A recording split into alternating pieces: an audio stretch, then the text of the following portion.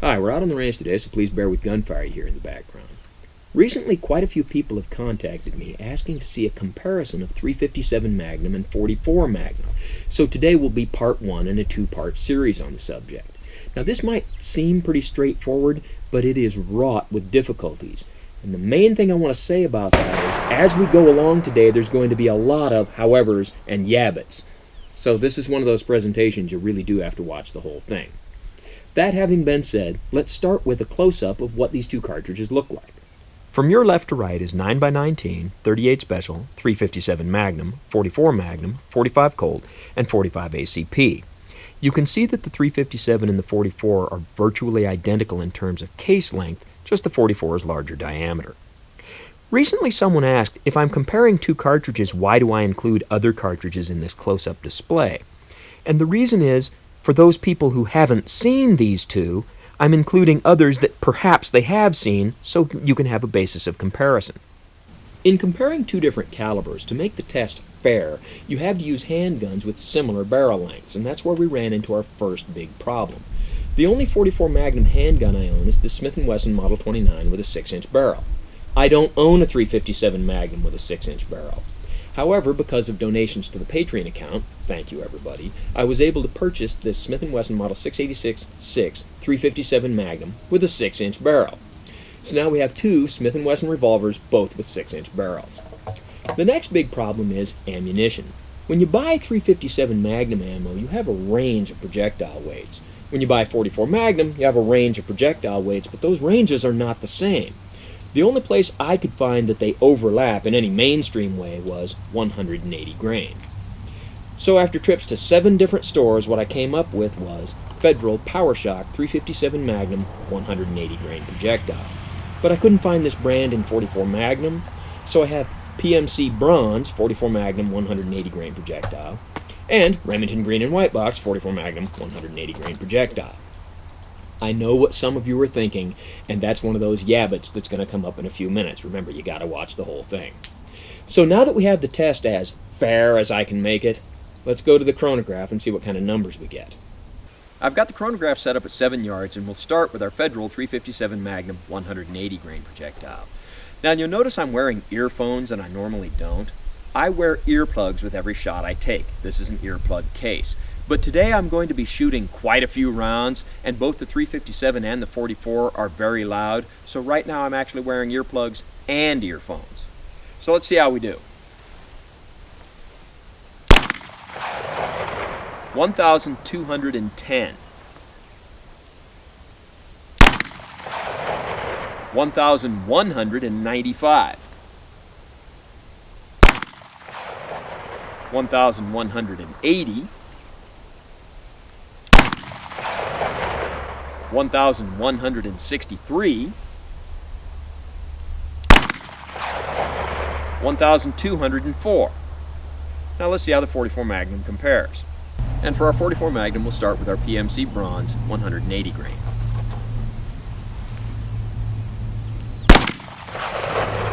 $1,453.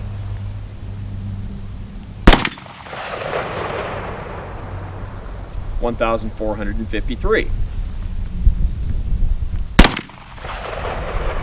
1,467. 1,449. 1,394. Now let's try our other type of 44 Magnum ammo. And now our Remington Green and White Box 44 Magnum 180 grain.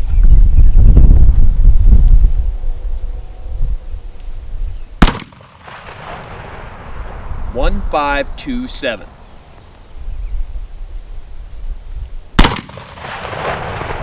1,537. 1,469.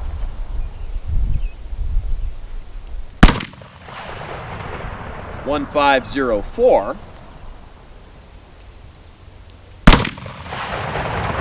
And 1,504. Now let's go crunch the numbers. Well, I crunched the numbers, and something I have to point out is, on the last two shots with the Remington Green and White Box, you notice that both velocities were exactly the same. When you get that at the end of a string, it's indicative that it might be a false reading. So off camera, I shot another shot and got a velocity of 1,486, and that's what I'm basing my numbers on.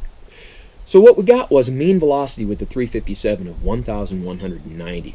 With the PMC 44 ammunition, we got 1,443. And with the Remington green and white box, 1,504. So with the PMC, that's 253 feet per second more than the 357. And with the Remington, it's 314 feet per second more than the 357. That's a lot more. Now for energy foot-pounds, if I did my math right, with the 357 we got 566. And that's a significant number. That's powerful. But with the PMC 44 ammunition, we got 832. And with the Remington green and white box, 904. So that is 314 feet per second more and 338 energy foot-pounds more than the 357. 44 Magnum is a lot more powerful than 357. With different brands of ammunition, we might have gotten some slightly different numbers, but not enough to overcome that much difference. However, remember I said there'd be some howevers? Here's one of them. In my quest to make this test fair, I made it fair in an academic, empirical sense, but I also made it unrealistic. Although 180 grain projectiles obviously exist for the 44 Magnum, it's not what you commonly see at the store, and in my experience, it's not what the great majority of people who carry 44 Magnums are using. 240 grain projectiles are far more common. The same with the 357. I'm using the 180 grain, but when people are using 357s, again, in my experience, lighter bullets are far more common. So let's go back to the chronograph with some ammunition that, although it might be less fair, in my opinion, will be more realistic. And what I've got is Federal American Eagle, so I've got the same brand for both calibers. But with 357, it's a 158 grain projectile, and with 44 Magnum, it's a 240 grain projectile. So let's compare these and see what kind of numbers we get. And we'll start with our American Eagle 357 Magnum 158 grains. 1,377. 1,365. 1,362. 1,371. 1,343. Now let's try the 44. And our American Eagle 240 grain.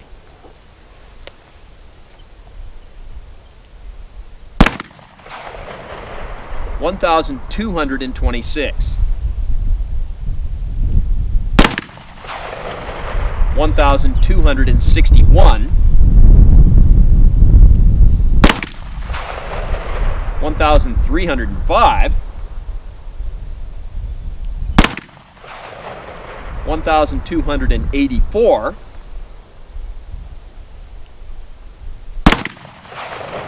1,276. Now let's go crunch those numbers. Now how'd we do? With our 357 we got a mean velocity of 1,363, and with our 44 Magnum 1,270. So the 357 is 93 feet per second more. But the real bottom line of measuring power is energy foot-pounds, and of course more power does not necessarily mean more effectiveness. And for energy foot-pounds, with the 357 we got 651, and with the 44 we got 859, 208 pounds more. The 44 is still clearly more powerful by a significant margin. However, in trying to make this test fair, I'm using two revolvers with 6-inch barrels. But again, is that realistic? This box of Federal ammunition has an advertised velocity of 1,080 feet per second. And as I've said before, the numbers advertised on the box are usually optimistic. But we got 1,190 feet per second, 110 feet per second more than the advertised velocity. Why is that? Well, with different chronographs you might get different results. However, I think the real thing here is, for a test gun, they used what they considered to be a realistic gun. A 357 Magnum revolver with a 4-inch barrel. Even though obviously 6-inch barrels are available, In my experience, when people are actually carrying 357s, a 4-inch barrel is far more common.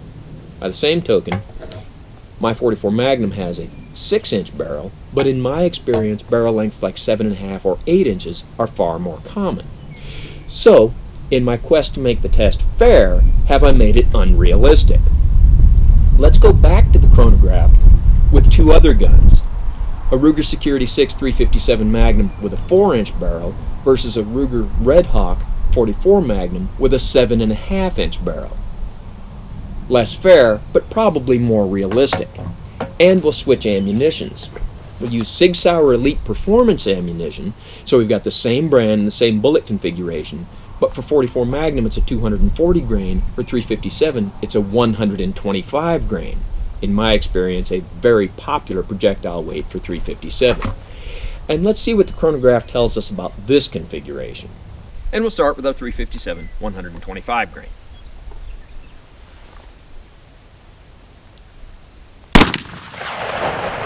$1,330. $1,394. $1,404. $1,365. $1,385. Now let's see how that compares to the 44. And now the 44 Magnum 240 grain.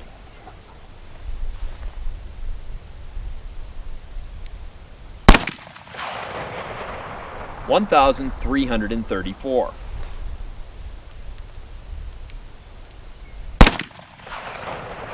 $1,374.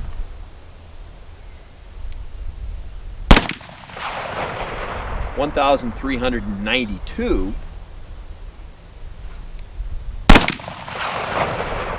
$1,343.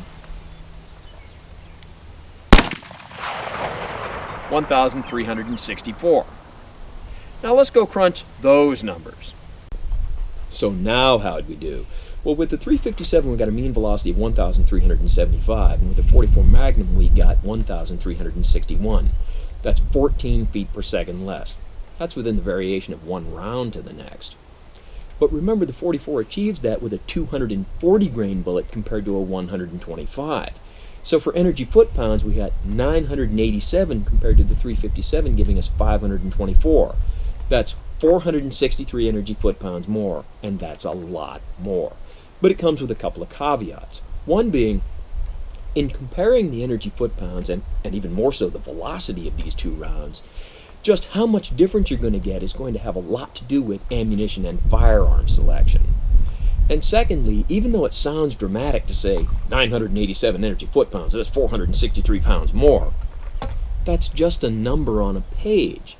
Let's see if we can come up with a couple of demonstrations to see how much more effectiveness, if any, that number gives us. With our 180 grain projectiles, we saw that the 44 had 314 more energy foot-pounds than the 357 did. But how will that translate into their ability to break these $2 concrete blocks? Well, I'll take the 6-inch barreled revolvers, go back 10 yards, shoot the block on your left with the 357, the block on your right with the 44, and let's see how they compare.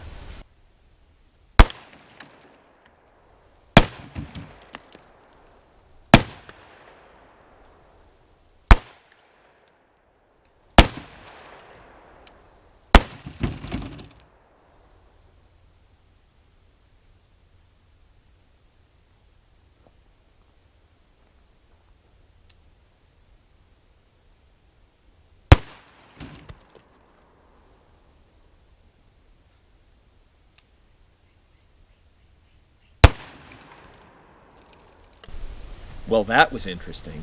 Now let me set this up again, and this time I'll shoot the target on your left with the 357 158 grain and the target on your right with the 44 240 grain.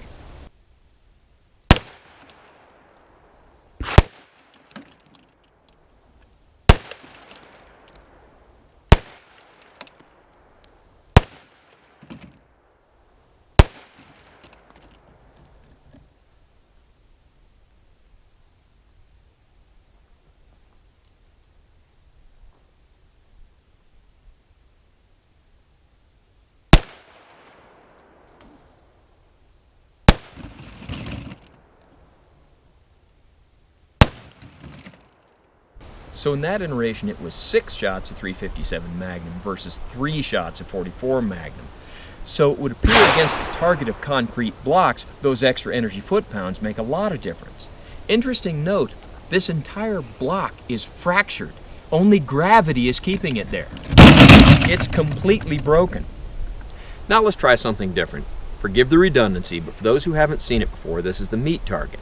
And it's got fresh from the grocer pig ears to simulate skin, then pork chop pectorals, pork ribs, a bag of oranges to simulate lung tissue, more pork ribs on the back, 4 layers of t-shirt on the front, 4 layers on the back, and then behind the whole thing is the new and improved high-tech fleece bullet stop. Now in shooting the cinder blocks, I use the 6-inch barreled revolvers, but to shoot the meat target, I'll go back 7 yards and use the Security 6 with its 4-inch barrel, and I've got it loaded with the Sig Sauer Elite Performance 357 Magnum 125 grain jacketed hollow point. Let's see how this does.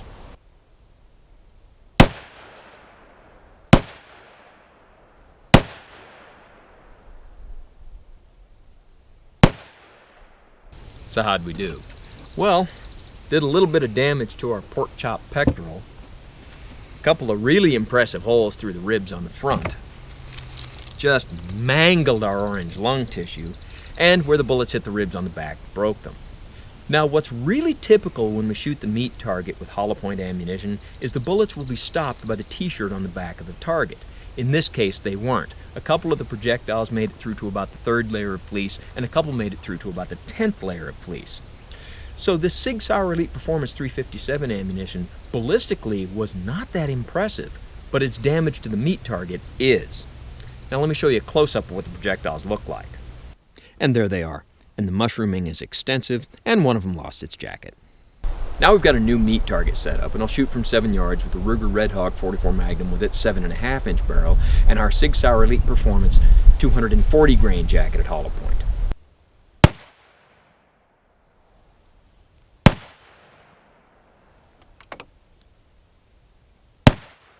So how'd we do? Well, the 44 Magnum only fired 3 rounds, one of which you saw just skim the top of the target, so it did not contribute in any meaningful way to the damage to the target. But of the 2 rounds that hit centered, you can see some pretty impressive impact holes in our ribs on the front. Our orange lung tissue is just thrashed. And there are bits of copper jacket and lead fragments scattered all throughout the target and all throughout the fleece bullet stop. And of the 2 bullets that did hit center mass, instead of like the 357 being stopped by the 2nd to 10th layer of fleece, these both went through to about the 20th layer of fleece. And in my subjective view, looking at this target, I'm saying that 2 rounds of 44 Magnum did about as much damage as the 4 rounds of 357 did. Now let me show you a close-up of the projectiles. And there's our 2 44 Magnum projectiles, and they are mushroomed extensively. Now the meat target is made as a simulation for an assailant that you're going to shoot in the chest. And I think it's good for demonstrative purposes for typical concealed calibers like 380 ACP, 9x19, 38 Special, 40 Smith & Wesson, etc. But when it comes to 357 and 44 Magnums, although some people do use them for personal protection, some people use them for hunting. And with that in mind, we're going to shoot the deer meat target. Now what this is 2 layers of leather jacket to simulate skin. Deer have a fairly thick hide. Pork ribs, 2 bags of oranges to simulate a double lung shot, more pork ribs on the back. And for hunting purposes with a 357, a lot of people will like to use a longer barrel when they can, so we'll go back to our Smith & Wesson with a 6-inch barrel. And although for personal protection in a 357, a lot of people will like to use 125 grain hollow points, for hunting purposes, people will often use heavier bullets, and they'll be soft points, not hollow points. So now we'll use our Federal American Eagle 357 Magnum 158 grain semi-jacketed soft point. And I'll shoot this meat target from 20 yards. Let's see how we do.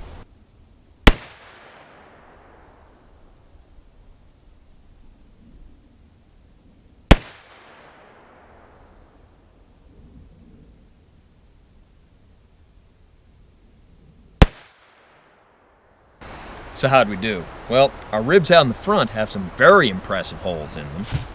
Our extra stuffed orange lung tissue has a lot of damage to it, more so than I would have expected from soft point rounds.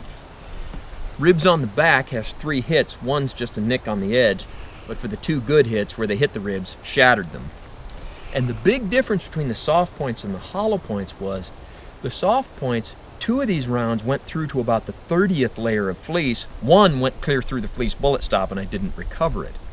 So if you're going to hunt deer with 158 grain soft point 357 ammunition, looks like you're going to have good effectiveness and plenty of penetration. Let me show you a close-up of the 2 rounds I recovered. And here's the 2 projectiles I recovered, and you can see the soft points do have some expansion, but not as much as hollow points. With the .44 Magnum, I'm going to consider it axiomatic that the 240 grain projectiles would give you sufficient damage and sufficient penetration in our deer meat target. Well, what about the 180s? I'll go back 20 yards and I'll shoot the Remington green and white box .44 Magnum 180 grain jacketed soft point. Let's see how we do with these.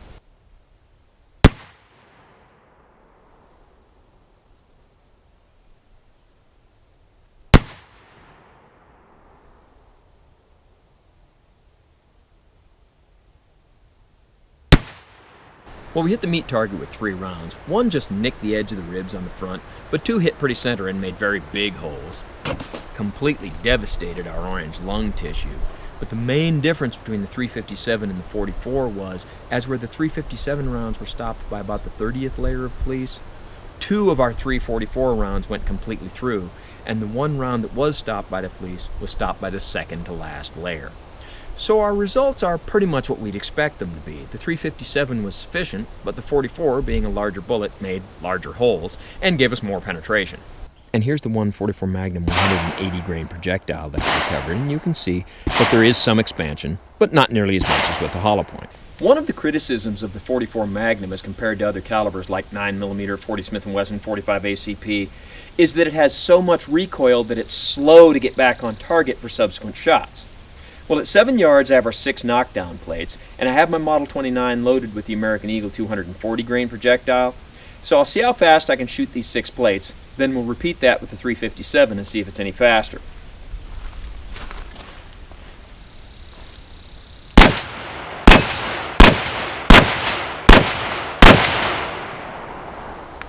Now let's try the 357. And I've got my 686 loaded with 158 grain projectiles. Let's see how it does.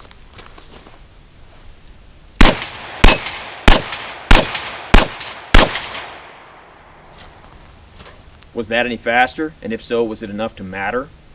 Now, some of you might think that this wasn't really a fair comparison. As .44 Magnums go, that Model 29 is fairly light. The 686 is fairly heavy. It has a weighted barrel. Not only that, it's a 7-shot 6-shooter. So let's try this drill again with our other 357 and our other .44 and see how they compare. And now our Ruger Red Hawk with 240 grain projectiles.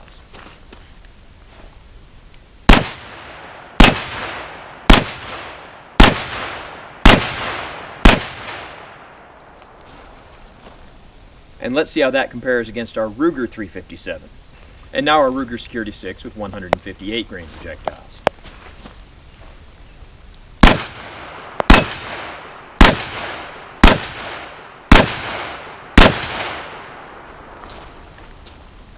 Was that any faster? Okay, a couple other things I want to cover, and fair warning, this is the boring part of the video where I talk. Now, source materials don't always agree with each other, but by any source I've ever seen, the 357 Magnum was introduced in 1935 and was at that time considered the world's most powerful handgun cartridge. .44 Magnum was introduced in 1955 and was billed the same way, the world's most powerful handgun cartridge, although there's some debate whether or not it was. But what isn't in debate is that it isn't anymore. It has been surpassed by the 50 AE, the 460 Smith & Wesson, the 500 Smith & Wesson, the list goes on. But it's still very powerful, and as we saw today, significantly more powerful than the 357 Magnum. Although depending on firearms and ammunition choices, you can narrow that gap pretty close. Now, another interesting thing about these two is their caliber designations, 357 and .44. When you buy firearms or ammunition like 40 Smith & Wesson or 45 ACP, those numbers represent the diameter of the bore of the firearm. 45 ACP is 45 caliber. However, in 357 Magnum, it's not 357 caliber. That 357 is the diameter of the projectile, which is squeezed down in the bore to be basically 35 caliber. For 44 Magnum, the 44 is neither the diameter of the bore nor the diameter of the projectile. When you buy 44 Magnum ammunition, the projectile diameter is usually a 429 or a 430 and sometimes a 431 diameter projectile, which is squeezed into basically 42 caliber in the bore. Now, I've said that before, and some people called me some colorful adjectives and told me how wrong I was. Well, again, source materials don't always agree with each other. But let's look at the Hornady Handbook of Cartridge Reloading. Turn to the section on 44 Magnum, and we'll see projectile diameter 430, 430, 430, it goes on. 44 Magnum is not 44 caliber. There are some 44s that really are 44, but 44 Magnum and 44 Special and a few others are not. Now, speaking of 44 Special, another thing interesting about both of these calibers is they are one-way interchangeable with other cartridges. 357 Magnum is one-way interchangeable with several calibers, 38 Special being the most well-known. 38 Special is less powerful than 357 Magnum, so it can make a good alternative if there's something you want to shoot that you don't want to shoot too hard. Also, because it's less powerful, it has less recoil, less noise, and generally speaking, less expensive, and can make a good training aid for 357. But on the other side of that, 44 Special, being one-way interchangeable with 44 Magnum, although the 44 Special is less powerful, less noise, less recoil, it's also less available. And in any ammo I've seen, not significantly less expensive. It doesn't necessarily make as good a training aid as the 38 does in the 357. And speaking of expensive, 44 Magnum ammunition, generally speaking, is more expensive than 357 ammo. I purchased both of these in the same store on the same day, and for the 357 I paid $21. For the 44 Magnum was $22.75. $1.75 more for 20 rounds. Not much more. But with the American Eagle ammunition, I paid $30 for this and $37 for this. That is more. The Remington ammunition was over $40. So 44 Magnum ammunition is more expensive, sometimes significantly so. But what about which one of these rounds is better? Well, sometimes you'll hear people make blanket statements that the 44 Magnum is useless for home defense because of its excessive recoil. Well, as you saw in our 6-plate drill, it did have a lot of recoil, but the 357 didn't necessarily have significantly less. Using this handgun, which I consider fairly light, with the more powerful 357 loads, I had a lot of recoil, and it was not significantly faster to shoot the plate drill with that than it was with the 44. So blanket statements like the 44 is useless are in themselves useless. But the real bottom line, which of these is better? I would say neither of them is better. It's just what's better for you, your needs, your abilities, and whatever it is you're trying to do. So as always, don't try this at home. I'm what you call a professional, and thanks for watching the 357 versus 44 video.